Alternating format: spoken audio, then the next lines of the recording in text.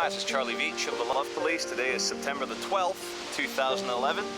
I'd like to thank everyone that came along yesterday to the End of Fear. It was a really nice moment when we had, well, myself and other people who don't believe in conspiracy theories sat next to a bunch of 9/11 truth people and were playing Israeli peace tunes directly into Downing Street, and we got confronted by some armed police. And strangely enough, because the vibes were so good and peace and love ruled the day, we got permission to stay there, even though we were pumping megaphones and loud music directly into David Cameron's bedroom. But no, I just want to touch upon the haters and the levels of vitriol and hatred that are still pouring into my channel. I've reopened the channel comments on the page and on each video because I have to admit, I've developed a rather thick skin. And I've become immune to the hate. And when you look at love and hate as two sides of the same coin, I am honored.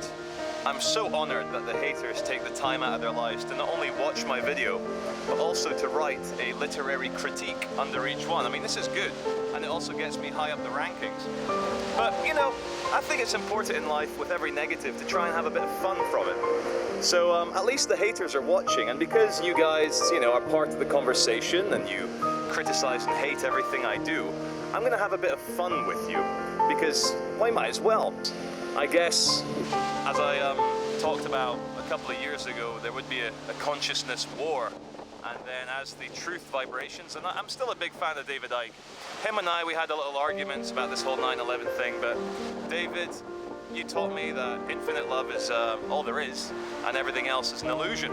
And you're right, and my friend Simon was discussing your ideas, and you, in a way, you tell the people that read your books and go to your seminars the absolute truth, because you talk about infinite love being the only truth and everything else being illusion, and then suddenly we have reptilian hyperdimensionals and the moon being a spaceship. So it does make sense, and I'm not taking the piss, man. I'm saying infinite love is the only truth, and everything else might as well be spaceships on the moon or controlled demolition or crazy whatever you have you. So I think to have some fun, to kind of keep this consciousness war interesting, I should dedicate a portion of my time to, I guess, ridiculing and making fun of and winding up the haters, because I quite enjoy the comments that you guys leave, and you guys are so desperate for me to stop making videos. You try and get personal and so forth, but nah, man, carry on hating, at least you're watching.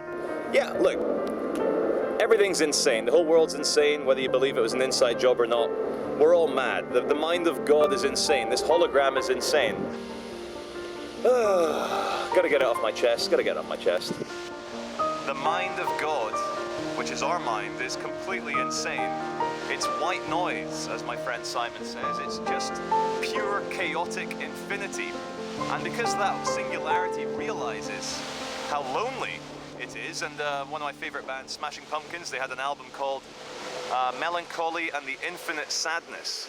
And I get what they're getting at now. God, or goddess, or the singularity, or the matrix, whatever you call it, is incredibly lonely. And it's insane, because just like us, God has no way of knowing why it exists, what its purpose is, so it keeps manifesting billions and trillions of different ways in this world, and there's infinite other worlds where we're not ape-based, we're probably fish-based or whatever, so it's all insane. And as we enter some strange acceleration in people's reality, we will see the demons come out of people's minds.